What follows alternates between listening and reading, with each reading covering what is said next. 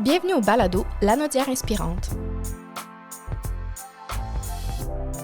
Ici, Culture Lanaudière s'entretient avec des artistes de chez nous, de toutes disciplines confondues, pour vous faire découvrir ces acteurs et actrices du milieu culturel dans toute leur unicité. Nous sommes convaincus que vous tomberez en amour avec toute la richesse de la culture lanaudoise. Notre but? Ouvrir votre appétit culturel pour ce qui se fait chez nous. Alors c'est parti!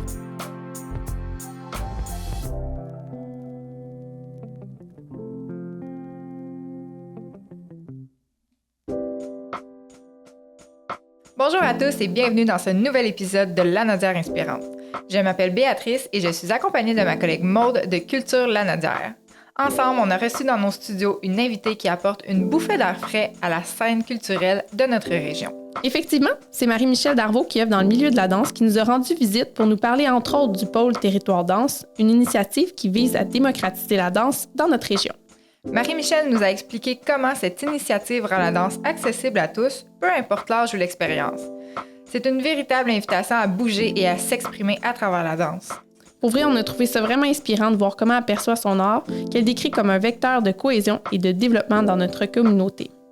On vous laisse en apprendre davantage sur Marie-Michel qui est vraiment une artiste avec plusieurs cordes à son arc. Bonne écoute!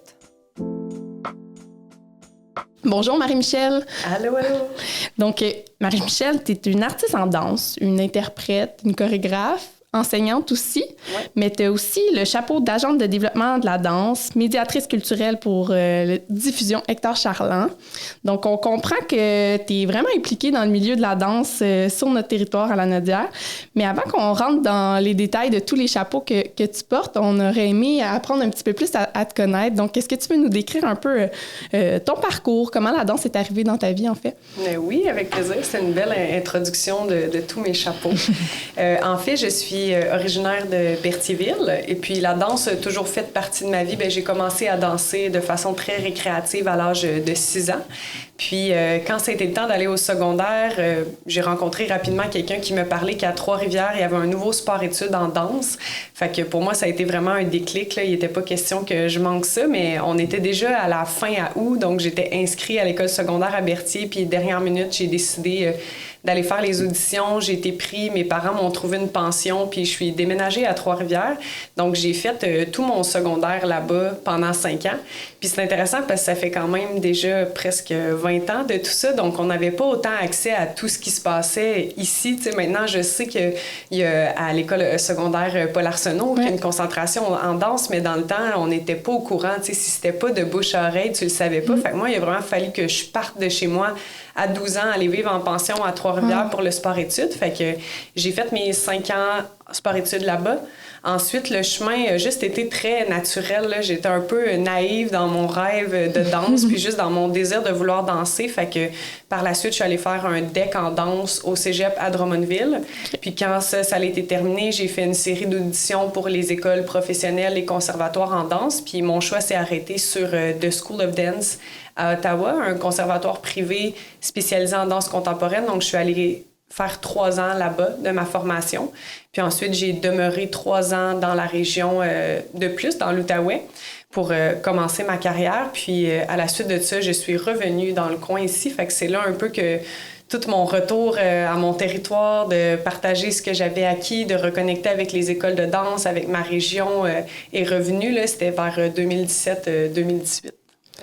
Fait que c'était clair dans ton parcours que la danse, ça pouvait être une carrière, là. Tu le voyais dès le début ou... Bien, je pense que oui, c'est ça, tu sais. Je crois qu'il y avait une certaine naïveté chez moi, que je me posais pas trop de questions. Tu sais, j'allais à l'école, mais la danse faisait partie de mon parcours scolaire. Donc, il y avait toujours un à côté, tu sais, secondaire, cégep, ces diplômes-là.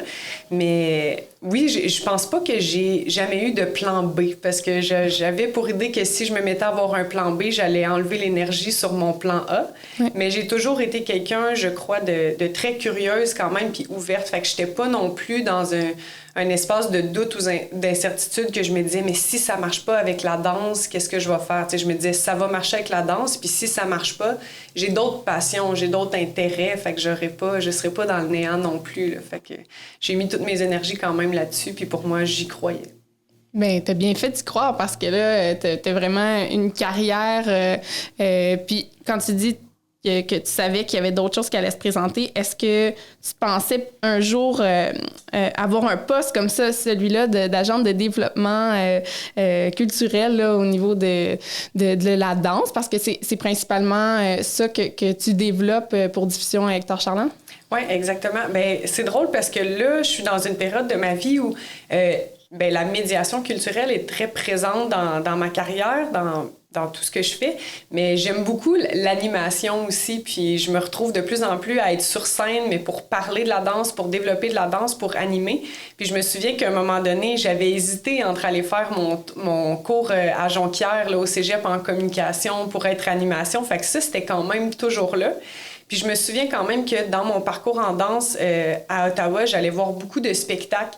Puis je me rappelais de la dame de Cathy Lévy, qui était la diffuseure du CNA au Centre national des arts à Ottawa, qui présentait. Puis je me rappelle du moment où on m'a expliqué c'est quoi ce métier-là. Puis j'étais comme, c'est qui cette dame-là? Puis de comprendre qu'il y avait des gens aussi qui en fait, tout ce qui est travailleur culturel, quand on étudie comme artiste, c'est pas tant quelque chose qu'on nous parle, puis pourtant, c'est super riche si tu as un parcours d'artiste, puis que tu décides d'aller vers le milieu de travailleurs culturels, mais il y a aussi des travailleurs culturels qui ont des backgrounds plus de communication, de marketing, de direction, puis c'est super.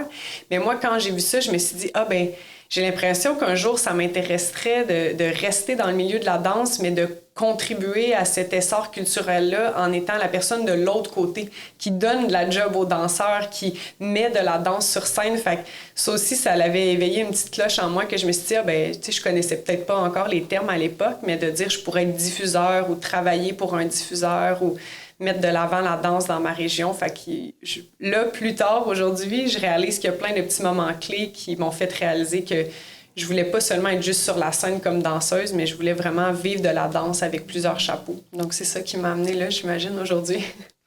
C'est vraiment beau de voir ton parcours aussi. Puis est-ce que, tu sais, pour quelqu'un, un auditeur qui écoute ça, qui est plus jeune puis qui n'est pas avancé autant que toi dans sa carrière, est-ce que tu peux nous parler un petit peu de ton quotidien? Ça ressemble à quoi? Parce que là, tantôt, je nommais plein de volets dans tout ce que tu fais, mais à quoi ça ressemble une semaine dans la vie de Marie-Michel, mettons?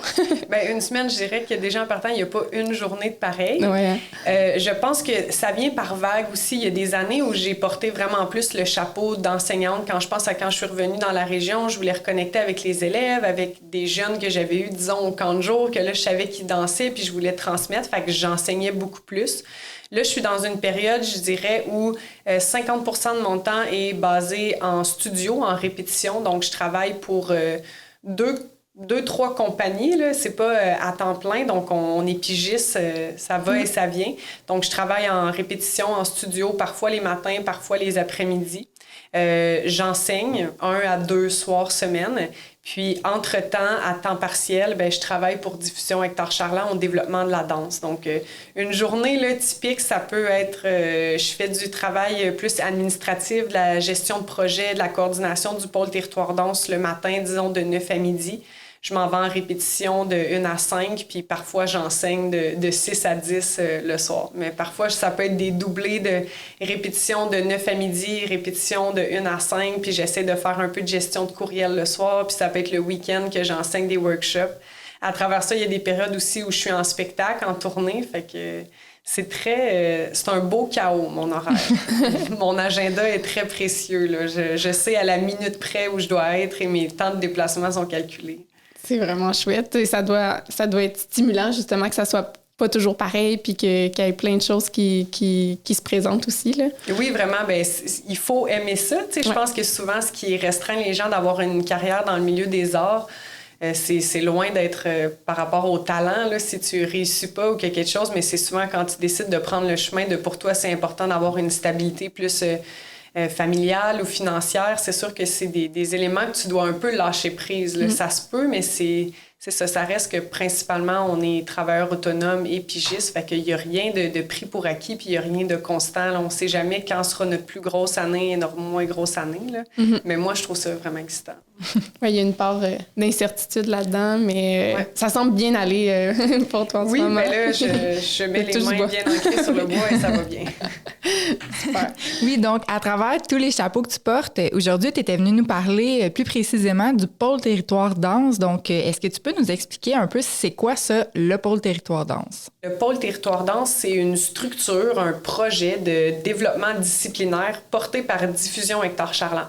Donc, Diffusion Hector Charland, c'est un diffuseur pluridisciplinaire dans la région. On a 2 salles de spectacle, une à l'Assomption et une à Repentigny. Puis en fait, la particularité de ça, c'est qu'on a une ressource spécialisée en danse qui était à l'époque Annie-Claude Coutu-Geoffroy et maintenant qui est moi, au sein d'un diffuseur pluridisciplinaire. Donc, c'est ça un peu qui nous distingue dans la région. Puis, ce qu'on a décidé de faire à travers les années, là, ça a beaucoup évolué. Je ne ferai pas nécessairement une échelle du temps de toute l'historique du pôle, mais ce qui est resté, c'est le désir de faire de la mutualisation d'expertise puis de partager une ressource en danse avec d'autres lieux de diffusion et d'autres lieux de création. Fait que c'est un peu du travail de commissariat, d'accompagnement. Pour synthétiser tout ça, disons, il y a un lieu, une salle de spectacle ou un événement ou un lieu qui va accueillir des artistes qui nous approchent puis qui dit « Hey, nous, on a envie de soutenir de la danse, on a envie d'amener de la danse à nos citoyens, mais on n'a pas les codes, on n'a pas les clés, on comprend pas. » Parce que ça reste que la danse, c'est, selon moi, la discipline des arts de la scène qui est encore la moins bien compris, je veux dire, ou démocratisée. Il y a encore beaucoup de zones grises entre qu'est-ce qui est récréatif, amateur, qu'est-ce qui est professionnel, qu'est-ce qui est commercial, qu'est-ce qui est plus de la recherche.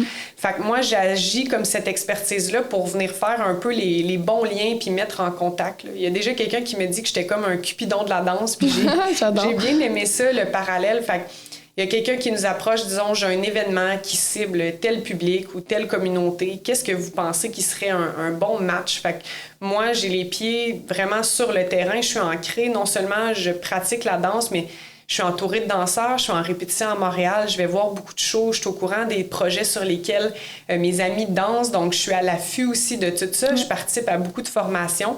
Fait que je vais vraiment apporter mon expertise pour faire en sorte que dans la région de la Naudière, il y ait de plus en plus de danse, mais qu'elle soit aussi vraiment reconnue et professionnalisée. Donc, ça, c'est un volet du pôle qui est comme l'accompagnement pour faire rayonner la danse dans la région. Puis concrètement, quel genre de partenaires vous avez eu, avec qui vous travaillez? Oui, bien, on a 4 partenaires vraiment officiels du pôle territoire danse, qui est la salle de spectacle à Joliette, donc le Centre culturel des Jardins. On a le Carrefour culturel de Notre-Dame-des-Prairies, qui est plus un lieu de création. Donc, eux, on a une belle collaboration au niveau des résidences d'artistes. On a plus récemment, la Chapelle des Culs-de-Berre à Berthierville, aussi un autre lieu de résidence. Et on a le Théâtre du Vieux-Terrebonne, / Sodecté. Donc, 2 lieux de diffusion, 2 lieux de création, qui sont nos partenaires officiels. Mais on travaille beaucoup en collaboration aussi avec les municipalités, les MRC. À Repentigny, étant donné qu'on a une salle de spectacle là-bas et à l'Assomption, c'est sûr que les villes aussi, on développe des collaborations. Fait que ça, c'est vraiment toute l'étendue des partenaires collaboration.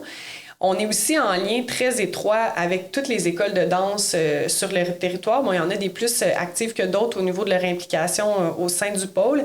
Mais pour nous, ça fait quand même partie de notre mission. Tu sais, par exemple, j'aime le nommer, mais sur notre site Internet, dans l'onglet « Pratiquer », on a vraiment une liste de toutes les écoles, que ce soit en programme scolaire, récréatif, compétitif, où tu peux trouver un endroit où danser. Fait qu'on liste toutes ces écoles-là. Fait que c'est comme un service aussi, parce qu'on recevait de plus en plus, j'avais des gens qui m'écrivaient « Ah, je viens de déménager dans la région, avez-vous une école de danse? » Puis on veut pas nécessairement se positionner pour mettre une école de l'avant. Fait que pour nous, c'est une façon de dire « Bien, regardez, toutes les écoles de danse sont là, allez visiter leur site. » Fait que ça, c'est quelque chose qu'on fait aussi, de mettre ça de l'avant. Un peu même chose avec les artistes de la région. Tu sais, on essaie de les soutenir le plus possible avec des résidences de création, ou quand on fait des projets participatifs, on essaie de plus en plus aussi d'avoir des danseurs professionnels de la région. On a un projet aussi de développement professionnel pour la relève, donc on leur offre des classes sur scène, fait que ça ratisse large, mais on a synthétisé ça aussi à travers des verbes. Donc, concrètement, le pôle, on a assisté, fait c'est comme une grosse cartographie de tous les spectacles qui se passent dans la région, que ça soit gratuit, payant, en salle, en extérieur. On a la section pratiquer, qui est tous les appels d'audition, de classes de développement, de projets participatifs. Parfois c'est amateur, parfois ça vise les semi-professionnels, parfois les professionnels. On a la section créer, qui est tout notre soutien aux résidences de création. Fait que ça s'adresse vraiment aux artistes professionnels. Puis, c'est ça, assister, créer, pratiquer. Donc, pour un auditeur qui vous écoute en ce moment puis qui s'intéresse à la danse, vous êtes vraiment comme devenu la référence pour tout ce qui touche à la danse dans la région. Fait qu'on les invite à visiter votre site où ils peuvent trouver toute l'information puis à participer aux différents projets que vous offrez aussi. Donc, c'est vraiment complet comme description. Je ne sais pas s'il y avait un élément que tu n'as pas parlé du pôle que tu aurais aimé nous ramener aussi, là. Bien, c'est sûr que je pourrais mettre de l'avant ce qui s'en vient dans la prochaine année. Tu sais, pour nous, on a 2 trucs. Tu sais, si j'ai des jeunes danseurs aussi à l'écoute, on a parti en 2021 la Pléiade Danse, qui est un groupe d'ambassadeurs, en fait, du pôle Territoire Danse.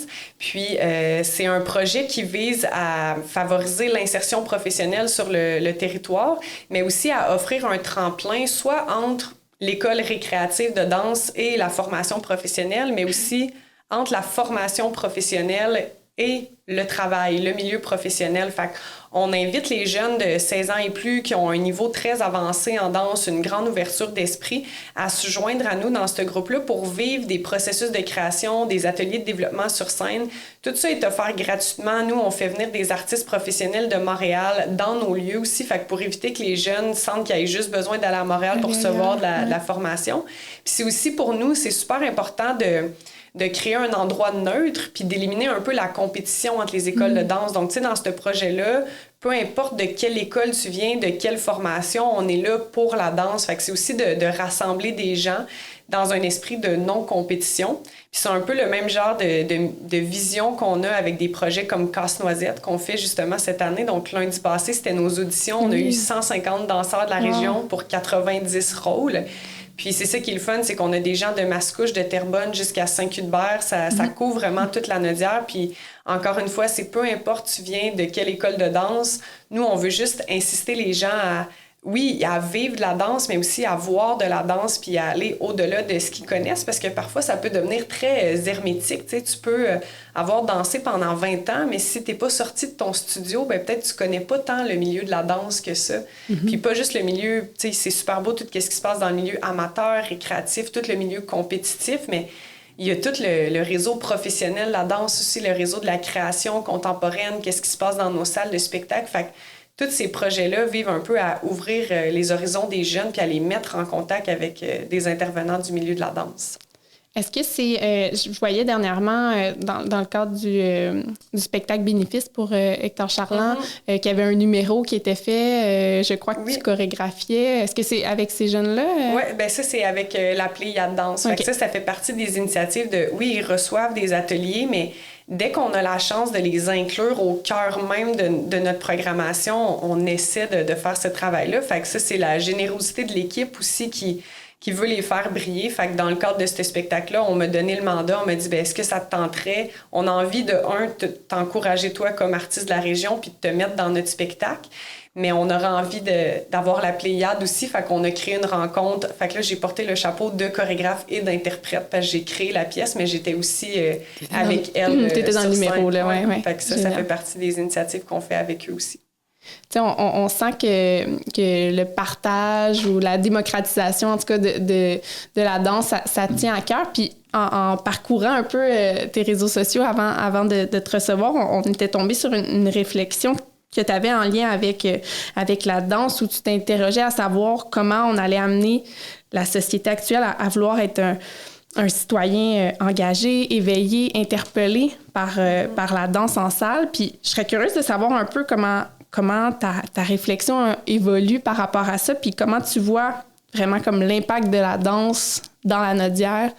C'est peut-être large comme question, mais je serais curieuse de t'entendre par rapport à ça parce que vraiment, tu as un beau discours, puis justement, tes réseaux sociaux sont riches là-dedans. Tu as souvent des belles réflexions, donc je te laisse aller. Ben oui, en effet, c'est large, puis je peux me perdre dans ce sujet-là, mais tu sais, je pense que ça part vraiment avec le fait que moi, je crois fondamentalement qu'avoir accès à l'art, puis vivre et voir de la culture, ça fait de nous des meilleurs citoyens en général. Je pense qu'il y a quelque chose avec le rituel d'aller s'asseoir dans une salle de spectacle qui est super bon pour développer juste l'empathie. Il y a quelque chose pour moi de fascinant de dire hey, pendant 1 heure ou 2, je vais m'asseoir dans une salle. C'est probablement, moi, c'est le seul moment où j'éteins mon téléphone et j'adore ce moment-là de dire je le ferme, là, je le mets pas en mode vibration, je l'éteins et j'accepte que pendant 1 heure ou 2, c'est pas à propos de moi. Je suis là, puis j'écoute qu'est-ce qu'on a, j'observe qu'est-ce que quelqu'un veut me raconter. Je trouve que c'est le meilleur endroit pour développer une empathie puis une ouverture d'esprit, c'est la salle de spectacle. Encore là, il faut que tu fasses des choix d'œuvres qui vont te faire voyager. Parler, ouais. Exactement. Puis je crois aussi que tous les spectacles, surtout la danse, sont vecteurs d'émotions, de transformation. Il y a quelque chose avec le fait que ça soit dans le non-verbal, qu'il y a tellement de place à l'interprétation, à l'imagination. Tu sais, où est-ce que toi, tu décides d'aller quand tu observes la danse? Bien, c'est où que tu as besoin d'aller, tu sais. Puis j'avais déjà parlé avec des gens qui me disaient, moi, dans les fois, je m'endors, puis je suis comme, bien, c'est correct. C'est ça que tu as besoin, tu sais. Dans le fond, si à ce moment-là, toi, tu es fatigué, puis la danse t'a amené à un état méditatif, tant mieux. Ouais. Si tu es allé dans tes souvenirs, dans ta nostalgie. Fait que, bref, je crois fondamentalement qu'on doit consommer plus de culture dans notre société. Et ben, mon cheval de bataille, c'est qu'à chaque fois que je suis dans une salle de spectacle, surtout pour de la danse, je constate à quel point, malheureusement, c'est vide. Il y a des gens, mais selon moi, il n'y en a pas assez. Puis parfois, j'ai la réflexion, je me dis, mon Dieu, si tous les citoyens de notre région allaient voir un spectacle de danse par année, nos salles seraient sold out. Là. C'est juste un. Là. Puis je comprends les enjeux financiers, les enjeux de famille, mais je pense qu'il faut aussi apprendre à faire de la place à ça dans notre vie. Puis qu'on va tous en ressortir gagnants. Tu sais, je veux pas aller trop dans le négatif, mais en ce moment, avec tout ce qui se passe dans le monde, il y a tellement de gens qui prennent parole par rapport à la guerre, à vouloir la paix, puis je suis comme, ben c'est vraiment pas une solution, mais peut-être qu'une société qui est drivée, excusez un peu mon anglicisme, par la culture puis l'art, ben se rapproche un peu plus d'une société en paix. Fait que je pense qu'on a avantage à fréquenter davantage des musées, des salles de spectacle, des espaces culturels, de se rencontrer par la culture. Fait que c'est sûr que moi, je vais toujours défendre cette cause-là parce que c'est une cause, parce que c'est précaire, c'est difficile en ce moment aussi. Puis, ben, c'est ça. Je sais pas si j'ai répondu à la question, mais c'est sûr que je prends position beaucoup sur ça, sur le fait d'encourager les gens puis de valoriser parce que je me dis, hey, c'est fascinant, je suis rendue à 32 ans, ça fait 10 ans que j'ai gradué de l'école, que je fais ça de mon quotidien, c'est ça qui paye mon loyer, la danse. Puis encore à ce jour, j'ai l'impression que mon entourage ou les gens comprennent pas ce que je fais. Tu sais, il y a beaucoup de gens qui savent, même quand je dis que je suis en spectacle, les gens vont me dire pour quel artiste. C'est comme si la seule connaissance... C'est toujours pour accompagner. Pour accompagner, pour être en arrière-plan. Puis, tu sais, en même temps, c'est un peu la représentation qu'on a dans les médias. C'est rare qu'on fait la promotion de spectacles, d'œuvres contemporaines en salle de spectacle. Fait que c'est pas de la faute à mon entourage, mais je veux dire, il faut encore que je travaille fort à faire connaître c'est quoi notre milieu puis notre métier, parce qu'il y a encore beaucoup d'incompréhension, je pense. Puis c'est important pour toi de le faire dans la région. Tu sais, le monde de la danse, c'est florissant peut-être à Montréal, qui n'est pas trop loin, mais pour toi, c'est important de rester dans la Naudière puis de faire briller ici. Bien, 100%. Tu sais, en fait, je suis encore une fois 50%, je dirais, dans les deux lieux. Là. Je demeure à Montréal parce que ça reste que mes répétitions, l'effervescence culturelle est quand même là. Tu sais, les spectacles, on les voit un peu plus souvent d'avance là-bas, les festivals. Mais c'est important pour moi de rester ancrée ici parce que quand je suis redéménagée ici, j'ai trouvé qu'il y avait quelque chose de vraiment valorisant puis de vraiment donnant d'être dans ma région, tu sais, de côtoyer justement pour moi des gens que je connais depuis qu'ils sont jeunes puis que finalement ils ont décidé de me suivre avec la danse puis d'enseigner à l'enfant d'une de mes amies puis de faire un spectacle puis dans la salle c'est la grand-mère de quelqu'un, de ma voisine, tu sais, il y a quelque chose de très chaleureux puis de réconfortant de revenir dans son ancrage puis de partager ça. Puis c'est sûr qu'en même temps, il y a une partie de moi qui se dit hey, « Moi, quand j'étais jeune, j'avais pas accès à ça, ou du moins, j'étais pas au courant. » Puis je suis fière de mon parcours, mais je me dis « Mon Dieu, si ça peut éviter à certaines personnes de partir du nid familial à 12 ans pour se déraciner parce que t'es pas au courant de tout ce qui se passe dans ta région puis du potentiel, ben moi, je vais essayer d'être la personne peut-être qui fait comme « Non, il y a des trucs qui se passent, c'est possible, tu sais, de faire des choses en danse dans ta région. » Fait que oui, c'est important pour moi. Génial. Puis tu aspires à quoi pour la région au niveau de la danse? Tu sais, c'est quoi l'avenir, tu penses? Qu'est-ce que tu aimerais qui éclot, en tout cas? C'est une bonne question. Ben, je trouve que déjà, c'est vraiment qu'est-ce qui se bâtit là, avec Diffusion Hector Charland, avec les partenaires, c'est vraiment en constante évolution. T'sais, on le voit même avec nos partenaires. Tout le monde a une meilleure compréhension année après année du milieu de la danse. Puis il y a vraiment un engouement qui se crée pour ça. C'est sûr que moi, mon défi, c'est toujours d'amener les gens qui sont moins intéressés à la danse ou qui ne connaissent pas la danse à la connaître. Parce que là, je pense qu'on a avec notre programme d'ambassadeurs, on a un public de danse, on a des beaux liens avec les écoles de danse, mais ça pourrait toujours être plus. Ça reste qu'il y a des écoles peut-être qui sont jamais venues voir de spectacle. Puis pour moi, c'est une question quotidienne d'être comme... Si vous vivez autant la danse, puis d'entendre des jeunes dire « Ah, la danse, c'est ma passion, je suis dans une troupe, j'en fais 40 heures semaine. » Puis que des fois, je suis comme « Ah oui, y a-tu des compagnies qui t'intéressent, des spectacles? » Puis ils sont comme « Ah, des compagnies? » Comme danser pour des chanteurs. Je suis comme « Non, des... » Fait que il y a encore... Fait que c'est sûr que pour moi, l'avenir, ça serait de toujours continuer à éduquer les gens puis à les éveiller par rapport à ça. Puis c'est ça, à diversifier de plus en plus nos publics en salle, peut-être de faire en sorte que...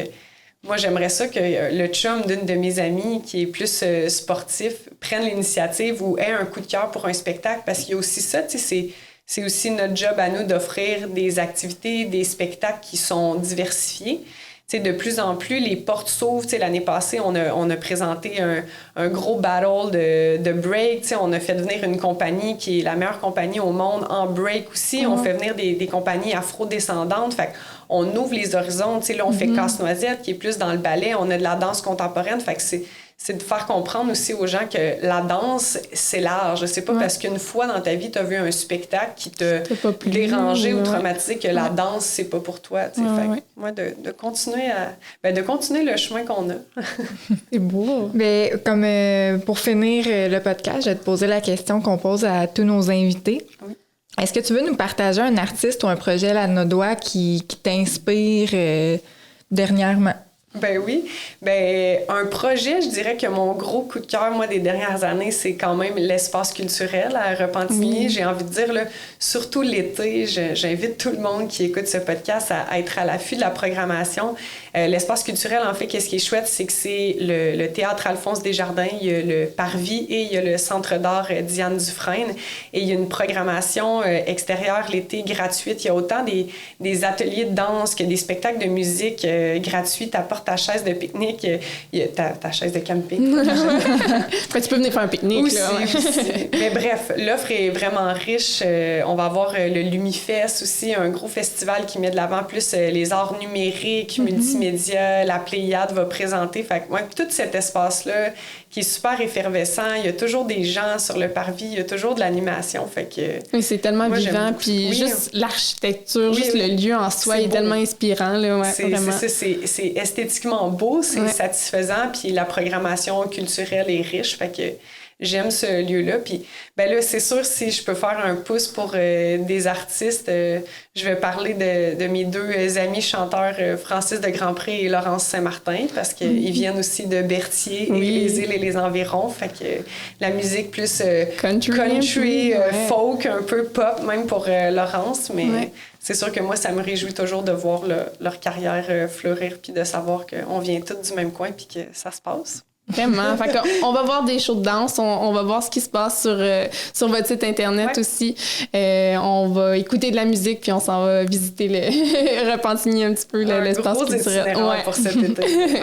Ben, un gros merci, Marie-Michel, d'avoir été avec nous. C'était un plaisir de jaser avec toi. Merci.